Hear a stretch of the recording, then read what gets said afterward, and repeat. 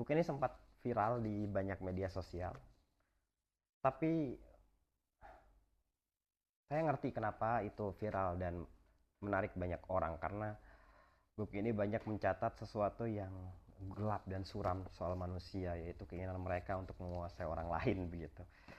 Saya beli buku ini bukan untuk belajar menguasai orang lain, tapi untuk paham sebenarnya buku seperti apa sih yang sebenarnya sedang disukai oleh banyak orang gitu. Apakah orang-orang sekarang punya kecenderungan untuk ingin memangsa orang lain atau bagaimana. Tapi yang jelas buku ini penting dibaca jika teman-teman ingin melihat tanda-tanda sosiopat dalam diri seseorang, atau jangan-jangan itu ada dalam diri kita gitu. Tapi ini juga sekaligus bisa menjadi senjata gitu.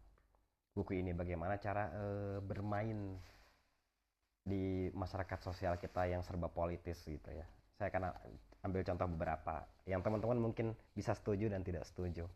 Pertama, jangan pernah tampil lebih cemerlang dari atasan Anda gitu. Jadi kuncinya adalah membuat bos kamu itu atasan kamu nih. Ini adalah orang-orang yang lebih unggul dari kamu gitu. Kalau kamu ada di tempat kerja kan, kamu pasti tetap punya atasan gitu. Terlepas dari apakah kamu owner dari sebuah bisnis gitu. Selalu buat mereka yang di atas Anda merasa sangat unggul dalam keinginan Anda untuk membuat mereka senang serta terkesan. Jangan terlampau dalam menunjukkan bakat Anda, kecuali justru Anda ingin mencapai hal yang sebaliknya, alias mencetuskan rasa takut dan rasa tidak aman kepada atasan Anda. Buatlah atasan-atasan Anda tampil lebih cemerlang dari yang sebenarnya, dan Anda akan mencapai puncak kekuasaan. Saya nggak tahu itu gimana nalarnya ya, tapi saya pikir kalau teman-teman perhatikan gitu, misalnya orang-orang yang ada di apa ya, tingkat menengah di tempat kerja Anda atau di lingkungan sosial Anda, begitu dia tahu bagaimana memperlakukan atasannya dan bagaimana memperlakukan bawahannya. Tentu ada yang ekstrim seperti terlalu menjilat atau terlalu menjilat ke atas, terlalu menindas ke bawah gitu. Tapi ada juga yang kita tahu masih bisa diterima lah. Kalau ke bawah dia kadang-kadang juga mengapresiasi, kalau ke atas dia tidak terlalu menjilat gitu, tapi dia tampil lebih low profile daripada atasannya. Orang-orang seperti ini biasanya secara ekonomi dan sosial tuh relatif stabil gitu, dan karirnya tuh cenderung naik gitu. Terus yang kedua, ini bagian yang saya kurang sepakat, tapi teman-teman mungkin bisa apa sih namanya, mengambil pelajaran sesuai dengan konteks lain. Misalnya, jangan pernah terlalu mempercayai teman. Hukum kedua, jangan pernah terlalu mempercayai teman, tetapi pelajarilah cara untuk memanfaatkan musuh. Jadi pertimbangannya begini katanya, waspadalah terhadap teman-teman.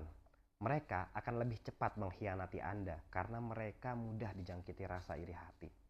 Emang katanya kan yang tusukan paling menyakitkan itulah tusukan dari belakang ya, atau pengkhianatan begitu. Mereka juga menjadi manja dan lalim.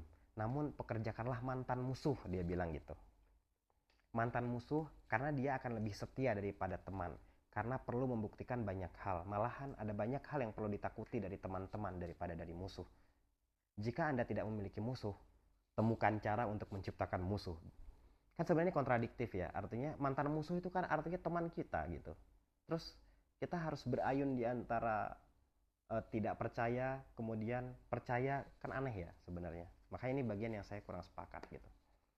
Teman mungkin saja mengkhianati kita gitu, tapi sejauh itu belum terjadi, ya tidak perlu kita perlakukan dia orang yang pasti mengkhianati kita begitu saya pikir.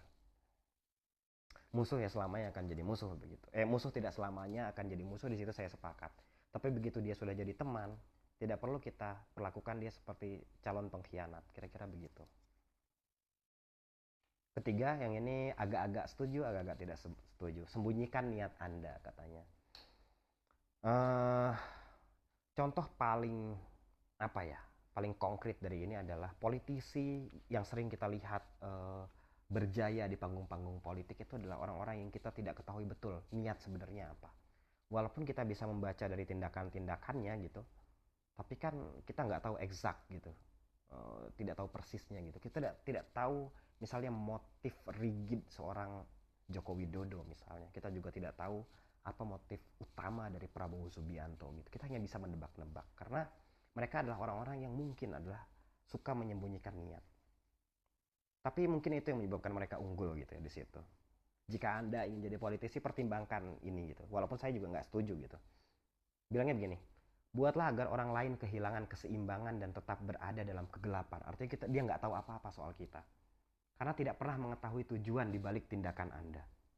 Kan sama nih, semua tindakan Prabowo di 100 hari pertamanya kita nggak tahu apa. Sebenarnya apa sih? Kita emang bisa menduga-duga. Entah dia ingin memperkaya golongannya atau apa, tapi itu cuma dugaan. Tapi tindakan apa ya, tujuan aslinya kita nggak tahu persis gitu. Jika mereka tidak tahu apa yang sedang Anda rencanakan, mereka tidak dapat menyiapkan pembelaan gitu. Itu sebabnya kenapa gitu, walaupun kita nggak apa ya, nggak suka dengan tindakan dari Jokowi gitu, sebenarnya demonstrasi sebesar apapun itu hampir tidak menggagalkan banyak hal dari rencana niat jahat ya, dalam tanda kutip ya. Terus giring mereka cukup jauh ke jalan yang salah. Selubungi mereka dalam tabir asap secukupnya. Sehingga pada saat mereka menyadari niat Anda, semuanya sudah terlambat. Ini kan sama kayak misalnya penetapan wapres kita yang baru itu gitu.